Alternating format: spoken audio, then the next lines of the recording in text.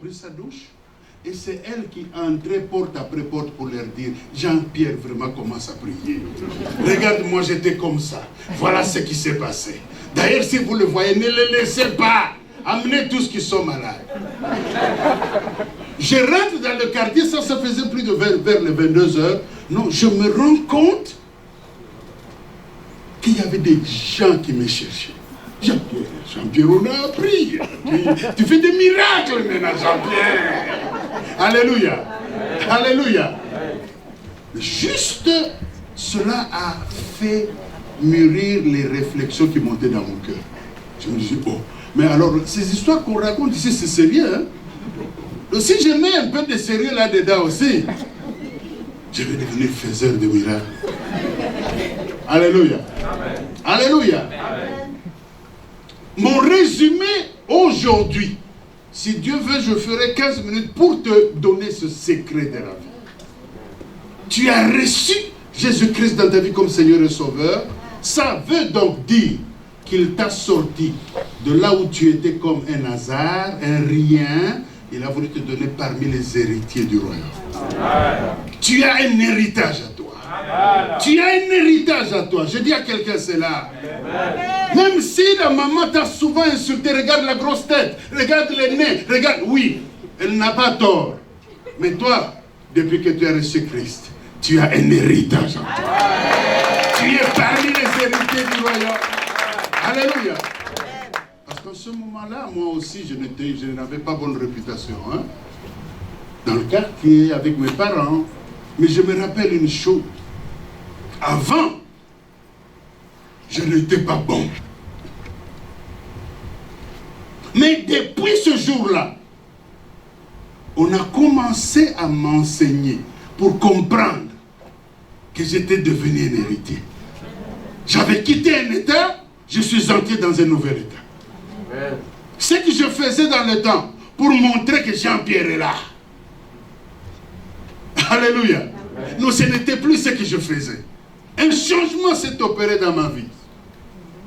Les gens qui me connaissaient, non, ils se sont rendus compte que non, ce n'est plus le même Jean-Pierre. Quelque chose s'est passé. Et parce que cela se fait comme ça, au fur et à mesure, le milieu dans lequel on me connaissait, je ne pouvais plus y aller parce que je n'avais plus les chaussures que j'aimais. Je n'avais plus les habits que j'aimais. Je n'avais plus cette manière de marcher. Vous savez, les boxeurs, souvent, bon, la poitrine est habituée aux muscles et tout. Alors, à un moment donné, quand il marche, il a envie de dresser son tronc. Vous verrez un boxeur marcher. Hein. Le tronc cherche à être tout droit pour qu'il se sente. Bon, mais on dirait qu'il y a eu un changement. Jésus est venu la taper ici, il est tapé ici, donc je n'étais plus comme ça. Alléluia. Alléluia. Et pendant que cela m'arrivait, moi je ne me rendais pas compte de ça. Mais c'est ce qui se passait. Je réglais beaucoup de mes litiges avec le coup de poing. Mais je n'avais plus cet élément qui me poussait à régler les choses comme ça. J'étais même capable de le dire en tout cas. Excusez-moi, parce que vous savez, l'autre jour-là, je t'avais tapé, pardonne-moi. Et quand j'ai commencé à faire ça, ceux qui me connaissaient ne pouvaient pas croire. Quand je le dis là, je sens que vers la fin, quand je vais prier pour toi, il y a des gens qui ne vont plus te reconnaître. Amen. En sortant de cette réunion, tu verras dans ton cœur un nouveau cœur s'installer. Amen. Tu verras dans ton cœur et dans ta bouche une nouvelle manière de parler. Amen. Ne fais pas d'effort. Ne fais pas d'effort. Il y a quelqu'un qui se charge de ce grand travail. Il y a un type qui est spécialisé dans ce genre de travail. Alléluia. Alléluia. Le changement s'est opéré à moi et les gens pouvaient facilement dire, ce type-là, depuis tel moment, nous remarquons que ce n'est plus le même gars. Mais j'avais la même taille, j'avais la même poitrine, j'avais exactement la même physionomie telle que j'avais avant. Alléluia. Amen. Alléluia. Amen. Alléluia. Amen. Et cela m'a entraîné, avec les nouvelles habitudes que j'avais, m'a entraîné à la privation et à la souffrance. Mon milieu ne voulait pas accepter que j'ai changé. Ceux qui me connaissaient, j'avais quelques petites copines. Hein? C'est ce qui se passe souvent, non? Quand on est de l'autre côté, on peut se dire non, je ne peux pas manquer ça. Maintenant, il fallait sortir de ce milieu-là. Or, sortir de ce milieu, c'est difficile parce que certains savaient que non, tu parles bien et il faut qu'ils aillent avec toi pour arranger ça. Alléluia. Alléluia. Ça a causé beaucoup de problèmes pour moi dans ce nouveau chemin. Mais comme Jésus, c'est lui qui a débuté ce problème, c'est lui aussi qui va terminer ce problème. Le diable ne te vaincra jamais. Non, non, je le déclare à quelqu'un qui est ici. Le diable ne te vaincra jamais. Jésus a commencé une œuvre avec toi. Laisse-toi et il va aller avec toi jusque là où il veut que tu ailles. Vous savez, même aujourd'hui, je suis encore surpris d'être pasteur Jean-Pierre. Hein? Moi-même, là, je suis surpris. Hein?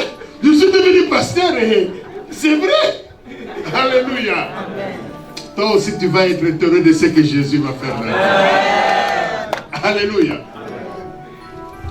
Mais le petit résumé que je vais te donner, comme je l'ai dit pour une quinzaine de minutes, il y a 3 mots que j'aimerais que tu retiennes.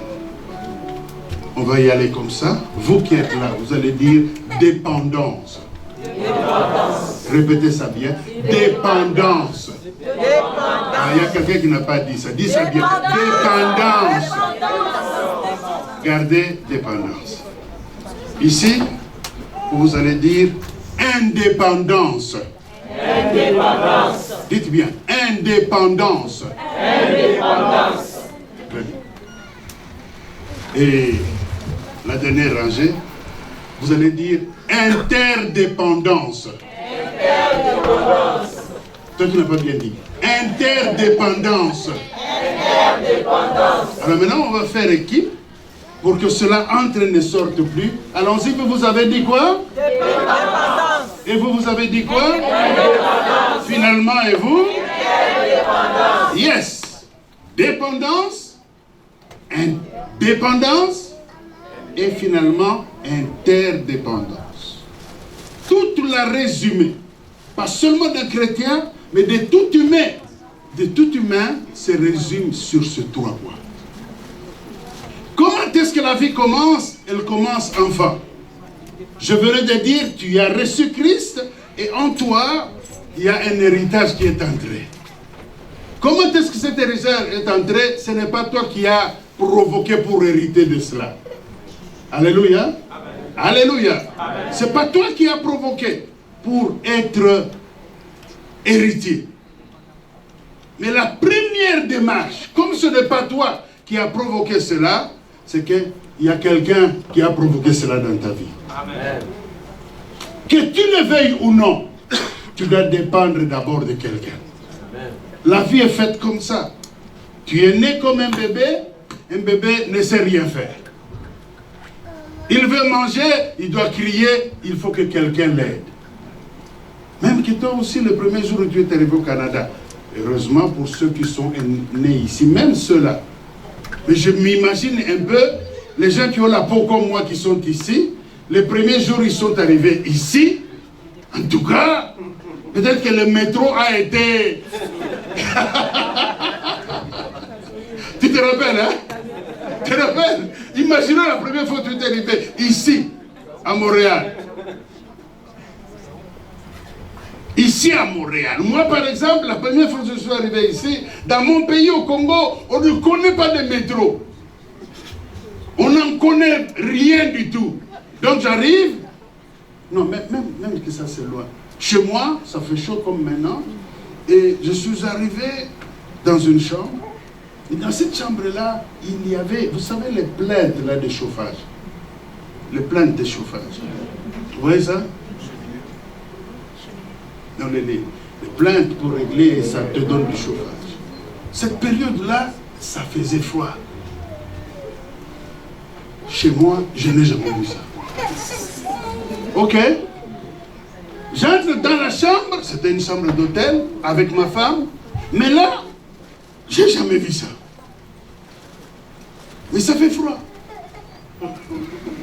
Il faut chauffer quand même la chambre. Alléluia. Le type qui m'a fait entrer dans cette chambre, il a dit bon, au revoir, on se voit demain. Il est parti. Je suis resté dans la chambre. Mais ça fait froid. J'ai dit à ma femme,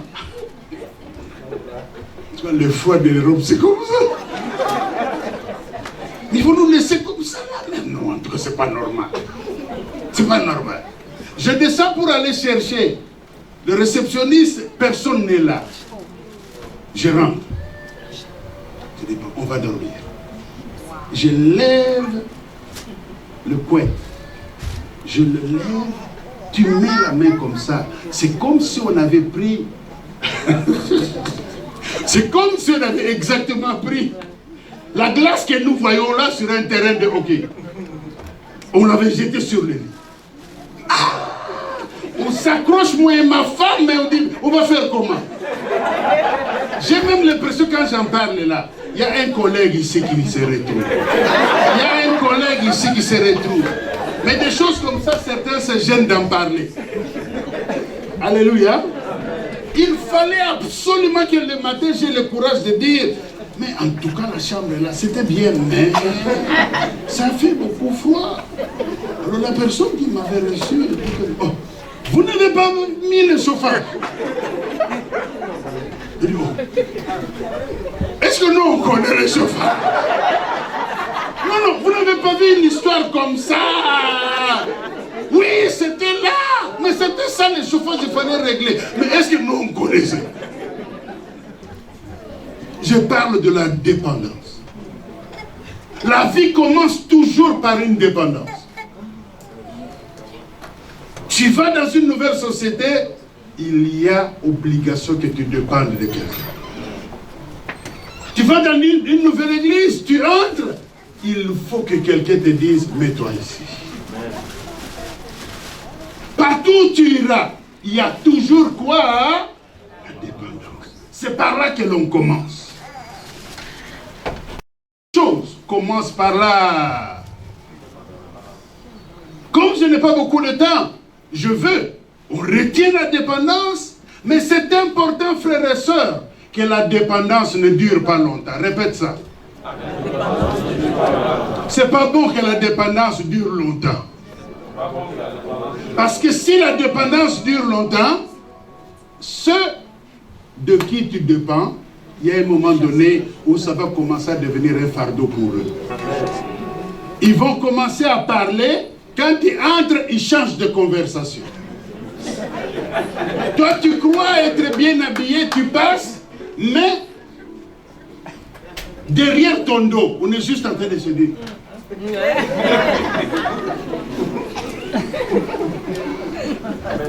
J'arrête là pour dire, peut-être que toi, tu es encore au niveau de dépendance, mais tu traînes beaucoup trop. Il y a quelqu'un qui t'a reçu ici à Montréal. Il a dit, bon frère, nous avons juste une chambre chez moi, mais si tu peux, on va dormir là, bon, tu peux faire peut-être, bon, un mois. Bon, mais ça fait déjà 5 mois que tu es là. Avant, il pouvait te supporter, ça ne le dérangeait pas. Mais depuis que tu es allé au-delà, tu es devenu une présence néfaste. Alléluia. Amen. Parce que la dépendance ne doit pas durer longtemps. Répète ça encore à ton voisin. La dépendance, Amen. Amen. C'est comme ça que nous allons quitter la rangée de la dépendance. Je ne veux pas que tu traînes dans la dépendance au nom de Jésus. Maintenant, nous allons petit à petit vers la deuxième étape qui est quoi? L'indépendance. L'indépendance, c'est le contraire de la dépendance. Pour manger, il fallait qu'on te donne. T'habiller, il fallait qu'on t'habille. Il fallait que l'on fasse tout ceci et cela. Mais parce que nous sommes en train de grandir, nous avons conclu que la dépendance ne doit pas durer longtemps. Il faut qu'on prenne la deuxième étape qui est l'indépendance. L'indépendance, ça veut donc dire quelqu'un qui me donnait à manger, mais maintenant, j'en ai marre qu'il me donne avec les yeux qui me lorgnent avec méchanceté.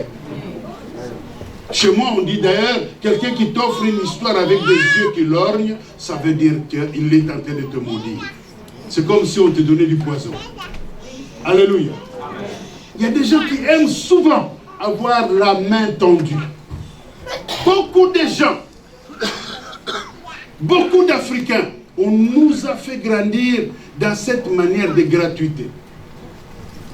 Si aujourd'hui on avait dit, le pasteur Clément, s'il avait décidé que ici, pour venir assister à cette rencontre, il faudrait débourser un montant, se dirait non, les choses de Dieu doivent être gratuites. D'ailleurs, la Bible dit, il a donné gratuitement, on ne peut pas aller faire payer ça. Alléluia. Mais on oublie qu'il faut payer l'électricité ici.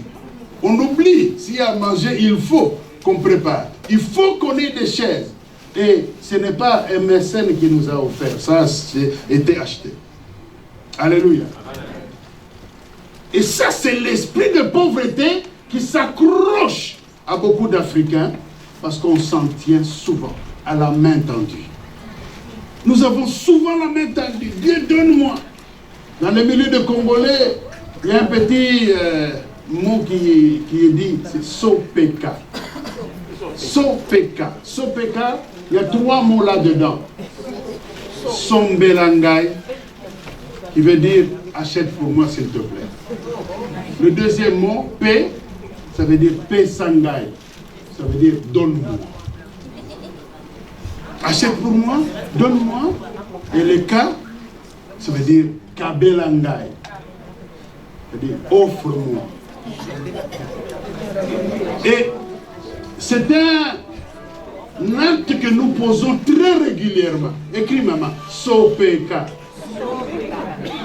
Sopeka. Alléluia. Beaucoup d'entre nous, même si nous rions, mais nous sommes champions dans cela. Je ne vais pas te regarder, mais j'ai l'impression qu'ici à Montréal, beaucoup de gens aiment ce qu'on appelle Bourassa. Vous connaissez le Bourassa? Vous ne connaissez pas le Bourassa? Je n'ai pas regardé quelqu'un. C'est l'aide sociale. Depuis qu'il est arrivé, bientôt ça va faire 20 ans, il est toujours sur l'aide. Mais entre-temps, il vient, on prie. Il dit, oh mon Dieu est un Dieu d'abondance. Abondance sur l'aide sociale. Je ne te maudis pas, mais je te dis vrai. Tu ne verras jamais l'accomplissement de ce à quoi tu aspires. Dieu ne travaille pas sur la gratuité. Alléluia. Voilà pourquoi, toi qui étais dépendant, je l'ai dit, on répète ça, la dépendance ne doit pas... Elle doit avoir une fin. Il faut qu'à un moment donné, toi qui ne travaillais pas, tu commences à travailler. Tu dois commencer à produire. Tu dois aussi commencer à amener du pain à la maison. Quand tu étais venu pendant les premiers mois, on te comprenait. Parce que tu viens d'arriver, on te donne à boire et à manger, et même on te donne un lit à dormir. Mais ça doit finir. Toi-même, tu dois te tenir pour dire, excusez-moi, j'ai commencé un petit boulot. Voilà le petit salaire que j'ai eu. Alors, ce salaire-là, je voudrais, maman, que toi, tu prennes un peu ce petit montant-là pour la bouffe de ce mois ici. Oh, même la maman, elle-même, quand elle va recevoir, elle dit, waouh, cet homme était dépendant, mais j'ai l'impression qu'il est devenu indépendant. Parce que dans la vie, c'est lui qui est venu ici pour dire, je cherche un refuge politique. Moi, je dis souvent un refuge économique. Nous sommes venus comme des réfugiés économiques. Mais quand on est venu, après un bout de temps, on t'a donné le permis de travail, on t'a ouvert le Canada. Donc tu n'as plus le droit de traîner comme dépendant. Tu es obligé de devenir... il est temps d'être... Mais parce que je devais avancer, parce que je dois aller jusque-là, je voulais ouvrir l'attention de quelqu'un. Faites attention. Si la dépendance ne doit pas durer longtemps, l'indépendance aussi ne doit pas durer longtemps. C'est comme ça que vous verrez certains des pays africains, je suis africain, qui depuis 1960, ils ont été proclamés indépendants. Mais encore aujourd'hui, vous verrez le président dire, non, ce sont les néocolonialistes, ce sont les Européens qui veulent encore nous coloniser. Ça, c'est un discours déjà dépassé. Est-ce qu'il y a quelqu'un qui m'entend? L'indépendance, c'est parce que je suis en train de me révolter contre quelqu'un. J'ai trop été en dépendance avec lui, maintenant il est temps, je dois sortir de là. On réagit. On est en train de faire la réaction à ce qui nous est imposé. Mais il ne faut pas que ça traîne aussi longtemps. Vous avez un vieux président, excusez-moi, je vais citer le nom, c'est le président Mugabe. Robert Mugabe, vous connaissez? Maintenant, il a pratiquement 92 ans. Il est presque croulant. Mais tout le monde qui a connu Robert Mugabe, nous l'avons connu comme un indépendant.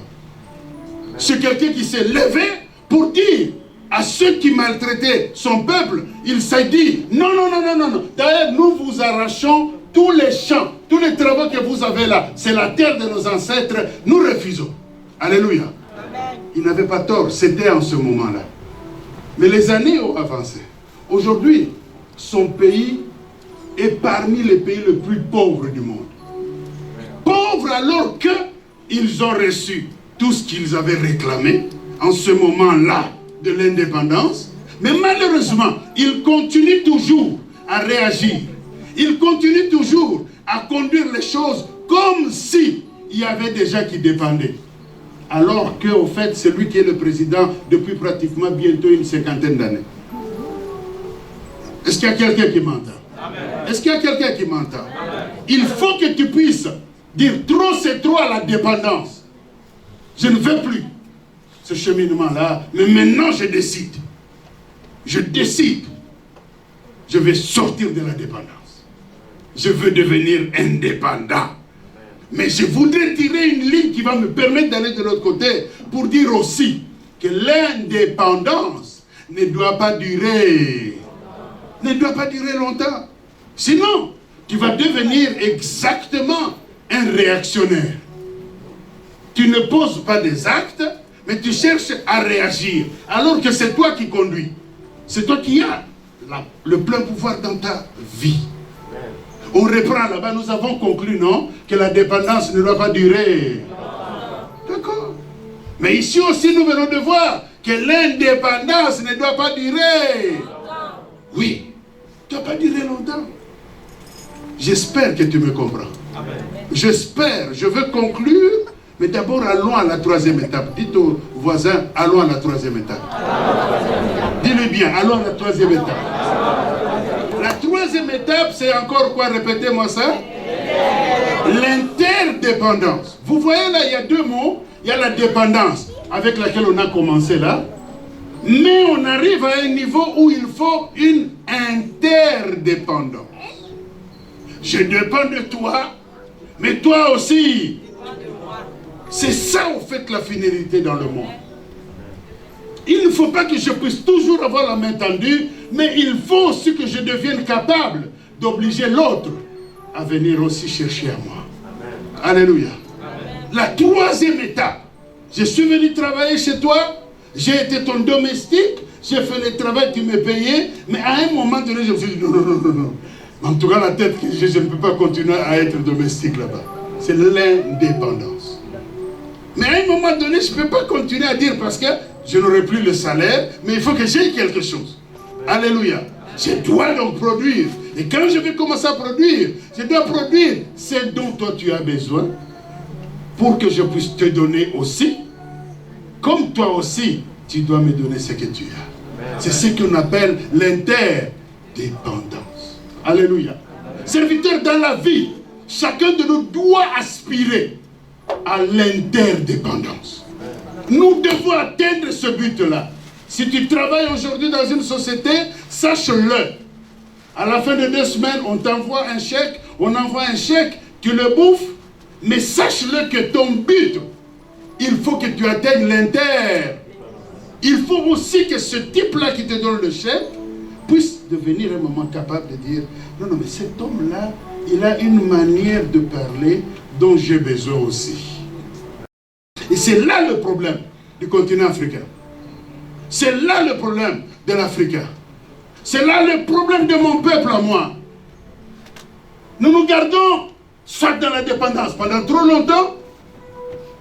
Nous disons trop, c'est trop. Non, Kabila nous a fait souffrir. Tel nous a fait souffrir. On cite souvent le président. Le problème n'est pas un président de la République. Le problème, c'est le système. Il faut que le système sorte de la tête de chacun d'entre nous. Quelqu'un peut-il dire Amen? Quelqu'un peut-il dire Amen bien? Amen. Il faut que ce système sorte d'entre nous.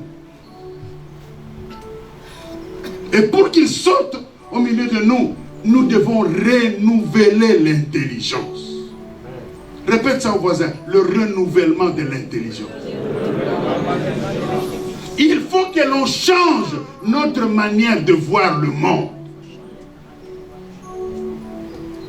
J'ai vu dans notre milieu, la plupart d'entre nous, les vacances.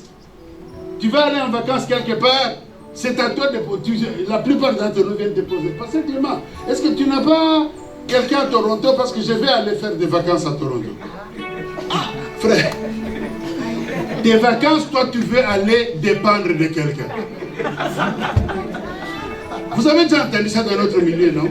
En tout cas, moi j'aime aller à Atlanta souvent parce que ma soeur est là-bas. Ma soeur est là-bas. Donc tu vas aller là-bas, mais tu vas être une charge pour ta soeur. Est-ce qu'elle avait prévu ça dans ton budget? Est-ce qu'elle savait que tu allais venir? Oh non, mais chez nous, Africains, il n'y a pas de problème. Non, non, non, je te dis que chez nous, Africains, le vrai problème, c'est celui-là. Sortons de l'indépendance. Est-ce qu'on peut dire ça? 1, 2, 3. Sortons de l'indépendance.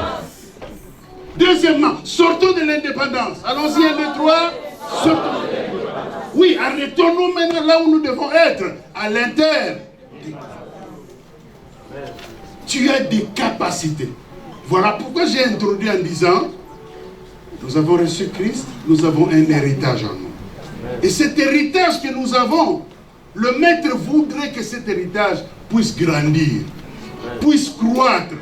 Parce que s'il grandit, c'est comme ça que l'on le verra se transformer dans les actes. Alléluia. Amen. Alléluia. Amen. Alléluia. Amen. Nous parlons de la maturité spirituelle depuis toute cette année. Le pasteur Clément s'était époumoné à en parler. Serviteur, Jésus, en venant prêter la main à quelqu'un, quand Jésus accepte de venir avec toi, c'est qu'avant qu'il ne vienne, pour que tu le reçoives comme Seigneur et Sauveur, il s'arrange déjà pour mettre tout ce qu'il faut pour que tu arrives à avoir le but et que tu atteignes ce but-là. C'est comme ça qu'il procède. Alléluia. Alléluia. Alors, si on est conscient de cela, il y a une part de Dieu, mais il y a la part de l'homme aussi. La faiblesse de l'église de Jésus-Christ, c'est qu'il y a trop de dépendants dans l'église de Jésus. Vous voulez que je vous prouve cela? Je bénis Dieu, j'ai entendu le pasteur Clément dire qu'il y a beaucoup de gens qui ont jeûné, qui ont prié pour que cet anniversaire soit une réussite totale. Alléluia. Mais si sincèrement je lui pose la question, vous allez trouver qu'il y a peut-être une équipe de 10 intercesseurs. Alors que tout ce nombre où nous sommes, il y a peut-être une dizaine seulement qui ont jeûné, qui ont prié, qui ont demandé à Dieu qu'il arrange pour que cet anniversaire soit exemplaire. Les autres, des dépendants. Les autres, des dépendants. Ne regarde pas ton voisin, dis simplement des dépendants. Des dépendants. Il vient à l'église, il ne s'est jamais posé la question. Mais les chaises ici, comment est-ce que l'église a pu les avoir? Non, ce n'est pas tombé des cieux. Ce n'est pas tombé des cieux. Il y a eu de l'argent qui était sorti. Mais cet argent venait de qui? Cet argent ne peut pas venir d'indépendants. Cet argent est venu certainement de quelqu'un qui a été dépendant, qui a continué, qui est devenu indépendant, mais qui ne s'est pas arrêté, il a continué, il est devenu interdépendant. Amen. Autant lui, il peut avoir reçu, autant lui aussi s'est dit, non, ce que j'ai reçu, je mets ça pour mon église, j'achète les chaises. Alléluia. Alléluia. Alléluia. Alléluia. Moi, j'ai 3 enfants. L'aîné a 24 ans. Ce garçon est en train de m'émerveiller depuis un bon bout de temps. Il m'a souvent entendu prêcher dans ce sens de ce message. Il sait, je leur répète souvent, j'ai 3 enfants, et il dit souvent, moi je leur dis, que chacun soit responsable. Tu fais du mal, sois responsable du mal que tu fais. Moi j'essaie de vous montrer ce que je trouve qui est bon et juste. Mais alors, si tu le fais, c'est sûr que ça va t'apporter ce que vous voyez que cela m'a apporté. Mais si tu fais du mal, sois capable aussi quand on va en parler, que te dise non, c'est ma faute. Je n'ai pas appliqué ce qu'il fallait faire. Alléluia. Et depuis quelques 2 ans, je vois ce garçon-là, je peux être surpris, mais j'apprends que non, il a été quelque part là, faire l'évangélisation, et le dimanche, il avait amené du monde à l'église. Bon. J'ai vu, il m'a acheté, j'ai fait expressement l'habit que je porte ici. C'est un cadeau que mon fils m'a donné à mon 60e anniversaire. Alléluia. Je me suis dit, ça, il y a un travail qui se fait. Ce type-là n'est plus dépendant. Je ne m'adresse pas à vous, mais je m'adresse à tout dépendant de cette église. Tout dépendant de cette église. Vous savez, Paul dit un verset, je vois les gens en parler, mais c'est dangereux. Il dit, c'est lui qui ne travaille pas. Vous ne connaissez pas ce verset? Ah, toi tu connais. Celui qui ne travaille pas, ne mange pas non plus. Répète ça bien. Celui qui ne travaille pas, ne mange pas non plus. Un homme qui ne mange pas, qu'est-ce qu'il peut faire? Il va tomber là. Il sera incapable. Ça c'est un verset dont les gens parlent. Mais si on peut entrer et étudier ces versets. Celui qui ne travaille pas ne mange pas. Comment veux-tu venir dans cette église depuis peut-être 3 ans? Tu viens ici. Il y a des gens qui chantent. Il y a des gens qui nous aident à entrer dans la présence de Dieu. Toi, ça ne te dit rien. Le pasteur peut dire Alléluia. Les autres répondent Amen. Toi, tu es toujours là. On va chanter avec la chorale. La chorale, c'est pour moi. D'autres chantent. Toi, tu es toujours là. Et surtout, ce genre de personnes, ils ont souvent les bras croisés. C'est pas pour toi, papa. Ils ont souvent les bras croisés. Et moi, je les appelle souvent inspecteurs. Parce que la position qu'il occupe lui permet de regarder toutes les anomalies dans la tenue de choriste. Il est capable de dire à Marie-Josée, la jupe là était trop courte. Bon, et telle personne, non, vous n'avez pas vu comment il avait mal chanté là, il fallait qu'elle fasse les ténors. Il a fait les altos. Alléluia. Les inspecteurs dans l'église, c'est exactement ce qu'on peut appeler les dépendants. Depuis qu'il est là, il vient. On lui donne à boire, on lui donne à manger. Il mange, il est bien, il s'en va. Donnez les offrandes, il ne donne pas les offrandes. Et parce qu'il ne donne pas les offrandes, mais comme il est inspecteur, il est capable d'aller dire à côté, oui là, j'ai l'impression qu'il y a 300 qui étaient entrés là. Vous n'avez pas remarqué que le pasteur a changé de voiture? Tu vois, il faut qu'on soit quand même vigilant, hein? Alléluia. Ça, c'est celui que l'on peut appeler. C'est celui que l'on peut appeler exactement le dépendant. Permettez-moi, en tant que ministre de l'évangile, je décrète dans cette église l'inexistence de tout celui qui est dépendant au nom de Jésus n'existait plus ici. Pasteur Clément, n'ayez pas peur. Est-ce que j'ai chassé quelqu'un d'ici? J'ai chassé quelqu'un? Non, j'ai dit qu'il n'existe plus celui que nous pouvons trouver dans les qualificatifs de dépendant. Alléluia. Alléluia. Parce qu'on s'était convenu que pour ce qui est de la vie humaine, la dépendance ne doit pas durer longtemps. Pour aussi ceux qui sont dans l'indépendance, il y a des gens qui sont révoltés. Ils sont souvent comme des étudiants. Vous avez vu les réactions des étudiants. C'est un peu comme des syndicalistes. Non, mais pourquoi est-ce qu'on doit entrer à jeun? Déjà l'autre semaine on était à jeun. On doit encore entrer à jeun maintenant. Non mais parce qu'il faut quand même faire attention. Tu sais, quand on va au travail avec la neige, il est recommandé de ne pas faire 15 heures sans manger. Moi je les appelle les syndicalistes. Les indépendants ont quelque chose de syndicaliste. Il est contre tout ce qui est ordre. Il est contre tout ce qui est autorité. Avant même qu'il n'ait entendu ce que l'autorité fait dire, il est déjà contre. Est-ce que vous avez remarqué dans ces pays ici, les enfants ne savent même pas articuler des mots, mais pour dire non, ils sont champions. Un petit, il vient dire, toi, viens, on va parler comme ça. Tout ce qu'il sait dire, c'est non. Non, comme si on leur mettait ça dans la tête. Alléluia. Ça, c'est ce que moi j'appelle les indépendants. Voyez où est le Québec aujourd'hui? Soyons fiers, moi je suis fier d'être Québécois. Mais voyez le Québec aujourd'hui, sincèrement parlant, à force de dire non, je me souviens, non, je me souviens. Non, tu te souviens de quoi? Tourne-toi, regarde de devant le futur, non?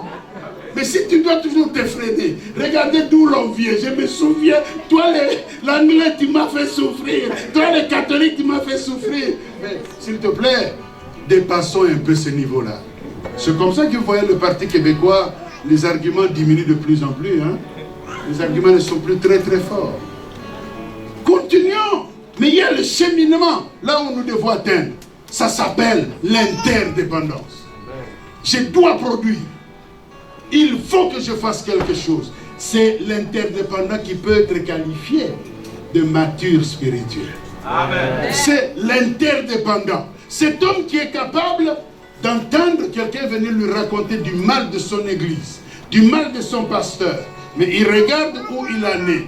Il se tourne d'où il vient. Ça fait 3 ans où nous avons comme pasteur le pasteur Clément. La manière où notre église marche. Non, cet homme tient une vision claire. Et il nous conduit quelque part. Et quand il entend quelqu'un parler du mal, il est capable de dire, excuse-moi mon frère, mais peut-être que toi tu ne connais pas trop bien. Le Clément dont tu parles là, c'est mon pasteur à moi. C'est lui qui nuit et jour m'amène la lumière du Seigneur. Et mature, qui a de la maturité spirituelle, c'est celui-là qui se met ici. Il entend quelqu'un d'autre venir lui parler comme un inspecteur. Je vous ai donné l'image d'inspecteur. Il vient te parler comme un syndicaliste. Je vous ai donné l'image d'un syndicaliste. Et lui, dans sa position, avec la maturité qu'il a, il peut facilement relever un verset biblique. Il a la connaissance de la parole. Et la connaissance de la parole lui dit, frère, si moi je suis ce que je suis, c'est à cause de Jésus. Mais le Jésus là, je ne sais pas le voir. C'est comme ça qu'il m'a donné Clément comme pasteur. Et je sais que les conseils que je reçois, la lumière que je reçois, c'est celle qui fait que je suis ce que je suis. Alors la prochaine fois que tu viendras me raconter avec une histoire comme ça, je vais te maudire au nom de Jésus. Alléluia. Amen. Alléluia. Amen.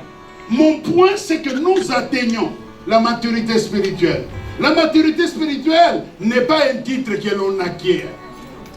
Est-ce qu'il y a quelqu'un qui m'entend?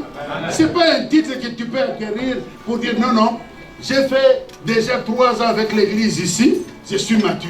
Non, non, non. La maturité spirituelle, excusez-moi, c'est beaucoup d'enseignements, mais on peut reconnaître ça facilement par les paroles qui sortent de la bouche. Les paroles qui sortent de la bouche. Vous avez au milieu de vous des personnes qui sont champions à se quereller. Champions dans la maison d'aller médire sur les autres. Son boulot, c'est un peu comme quand il tombe quelque part. Soyez sûr que quand il va partir, c'est comme quelqu'un qui est venu vous déposer une bombe. Et il a déposé la bombe, il est parti. Alléluia. Non, la maturité spirituelle, c'est quelqu'un qui est accroché à la parole, par sa manière d'agir, sa manière de parler et sa manière de faire, vous pourra facilement vous faire voir que cet homme, c'est beaucoup d'enseignements et je sais que le pasteur va encore y revenir pour donner tous les détails, pour qu'on reconnaisse facilement que celui-là est dans la maturité. Mais papa, je termine par là, par petite expérience des choses de Dieu. Une personne que moi, pasteur, je peux qualifier de mature spirituellement, excusez-moi, ça c'est un point de vue personnel. Si Dieu arrive à me donner assez d'éléments, je pourrais peut-être écrire un livre ou quoi à ce propos. Mais quelqu'un que l'on peut qualifier de mature, moi en tant que pasteur, est-ce qu'il y a quelqu'un qui me suit? Est-ce qu'il y a quelqu'un qui me suit? Non, non, tu n'as pas dit amen bien. Dis amen bien. Je confie en tant que pasteur, pour que je prouve la maturité spirituelle de quelqu'un, le premier élément qui m'aide, c'est de voir sa participation dans le sens de l'argent et du matériel. C'est choquant, hein? C'est choquant, mais papa, regarde ta liste de participation à l'œuvre de Dieu. Celui qui donne ses dîmes normales, celui qui donne ses offrandes normales, celui qui prend des initiatives sur l'angle financier et matériel pour l'Église, l'œuvre de Dieu, tu vas les retrouver parmi ceux-là qui sont dans la liste de maturité spirituelle. Alléluia. C'est peut-être ça, c'est un secret entre nous qui dirigeons le travail de Dieu. Mais en général, un inspecteur, c'est difficile que tu le retrouves facilement dans la liste. Un syndicaliste, c'est difficile de le trouver dans la liste. Et quand il fait un acte comme ça, c'est pour alors là prendre le micro et en parler. Nous d'ailleurs, pour cette organisation ici, on a donné, vous savez, un jour, Judas peut se mettre debout, commencer à donner des leçons à Jésus. Il dit, mais comment est-ce que toi tu permets qu'on vienne déchirer comme ça, dépenser un parfum de grand prix? On pouvait le prendre.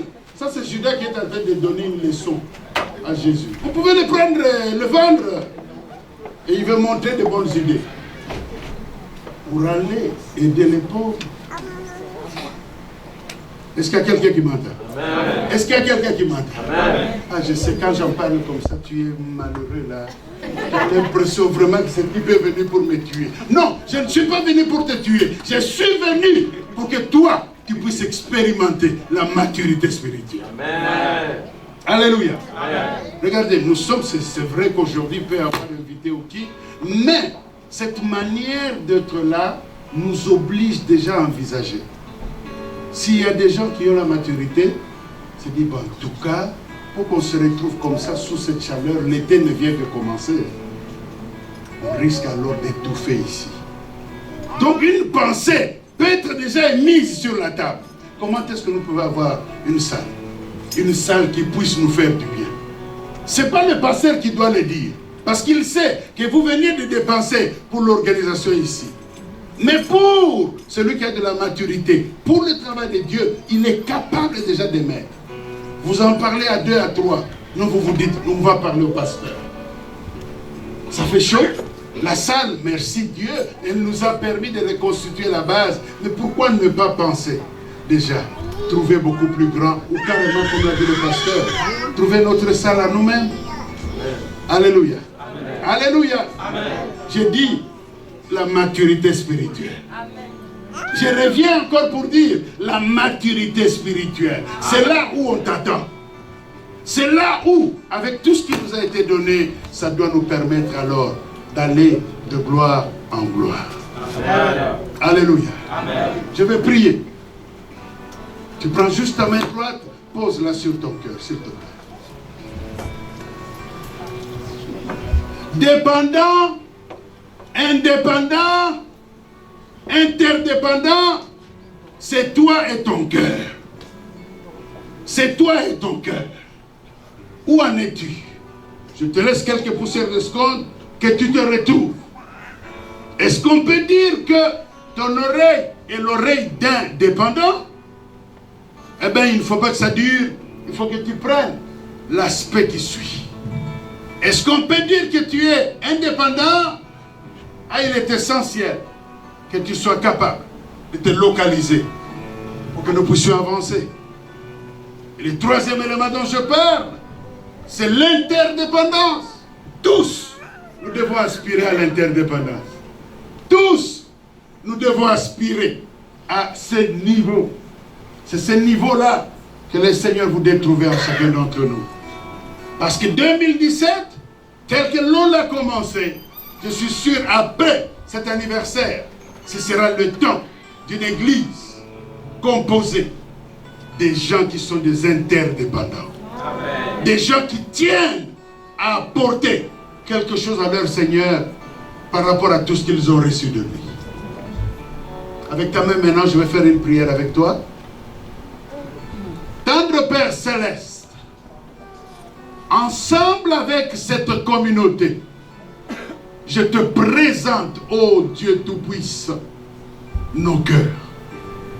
Aide-nous, Seigneur éternel, à dépasser ces limites de dépendants, à dépasser ces limites d'indépendants.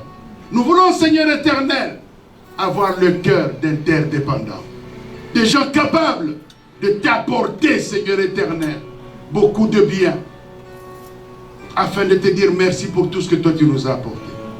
Tendre Père Céleste, ma prière en tant qu'ancien de l'Église, et que toi tu fasses, oh Dieu, qu'au sortir de cet anniversaire, chacun se sente interpellé pour atteindre cet état d'homme fait. Oui, l'état d'homme fait. Celui qui a la lumière de ta parole et qui laisse le Saint-Esprit le guider pour vivre des miracles. Ainsi j'ai prié, Seigneur, en bénissant tout ce peuple et en bénissant cette église, au nom de Jésus-Christ, et tous nous disons Amen. On acclame le Seigneur.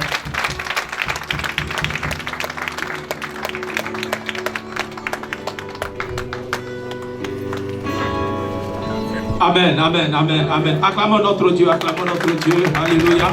Acclamons notre Dieu, acclamons notre Dieu. Acclame très très fort l'éternel ton Dieu. Amen. Bon, en attendant que on puisse continuer le programme, je pense qu'on va appeler l'équipe de louange. Les mamans vont se préparer en attendant. On va appeler l'équipe de louange qui va nous conduire pendant la louange. Au moment où les mamans vont se préparer, on va laisser les mamans se préparer. L'équipe de louange va venir.